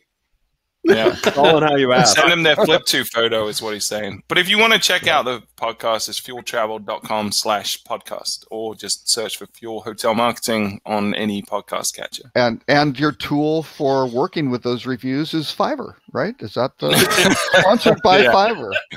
Today's sponsor is Fiverr. Want anything done that isn't exactly straightforward? Contact Fiverr. The jobs no one else is willing to do or can do legally. Or you want people to know you're doing, having someone do. Yes, contact Fiverr. All right, Mr. Robert, if people know about you and what it is that you do, rockcheetah.com or at Robert K. Cole on social media. Are you still going to join our show now that you're part, the old Pricewaterhouse and the JD Powers? Okay, can I tell you actually one thing? You're talking about messing up. Somebody mentioned not having backups of something. I've been redoing my website, right, and have the staging site also. found a weird thing on FileZilla because I was going to back up the whole staging site and everything was fine. And I had one with the staging site on my, root direct, and they had not been paired or anything. And I hit delete on my computer, and it took out the staging site, the whole directory. It was quite unexpected. Yeah, that was this week's Rut-Row. That was last week's Rut-Row. Yeah, disconnect your backup. Yeah. And so now I have a much cleaner staging site without much of that other stuff that I'm putting back together. Yeah, baby and bathwater. Get rid of them both. Yep, baby and bathwater. That was fun. Mr. Ed, sir, if you want to know more about Flip 2 and what it is that you are passionate about, obviously football, college football. Well, if you want to see me troll people about college football, which will die down now for a while because there's not much to do. The season's over. You can follow me on Twitter if you want to see college football trolling. Otherwise, if you want to see my professional side of things, it's LinkedIn and it's Edward St. Ange. And then about Flip 2, flip.to, and you can learn everything about what we do. And Lauren, if you want to find out how to type a really long URL, what URL should it be? Or how to optimize your Fiverr platform. Or optimize Fiverr. I have a lockdown section of my site that's only IP addressable. No, it is at hospitalitydigitalmarketing.com. Or on the dark web. Dark web, yeah. IP 194. So it's at hospitalitydigitalmarketing.com/live. That's for this show and all previous archives. If we do decide to go through the process of changing the name of the show, we will literally create, a clean, just only website for the show based on the name that the URLs. I'll send the URLs to you guys. I think Lauren, you found the name. HospitalityDarkwebMarketing.com. Darkweb Marketing and Fiverr.com. I also I'll send you other lists too. I have like hospitalitychannel.tv. I have lots of variations that we've never. I think it should be Gray Matter. Why have we walked away from Gray Matter? Well, because I'm just needs hospitality in it, right? Yeah, I thought it has to have hospitality because Gray Matter, it's fun, but I mean nobody's going to know what the hell it is. No one knows what this is anyways. I'll send over the list. But either way, it'll be a standalone website. Including us. None of us. Exactly. Nobody. Nope. So I'll send over the list. We'll send it out as a survey to the email list that I send everybody a reminder to that we have the show and get everybody's insights as to one, if the time still works for everyone, if it's optimum, and two, whether or not we change the name, and if so, we'll make a website that'll be dedicated just to the show itself so that we don't have to go through a really bad, yet to be updated website called hospitalitydigitalmarketing.com because that is definitely the painter's house. With that, everyone, thank you so much for concluding show number 178, show 179 next week. And until then, bye everyone until Friday at 11:30 Eastern. Bye, guys.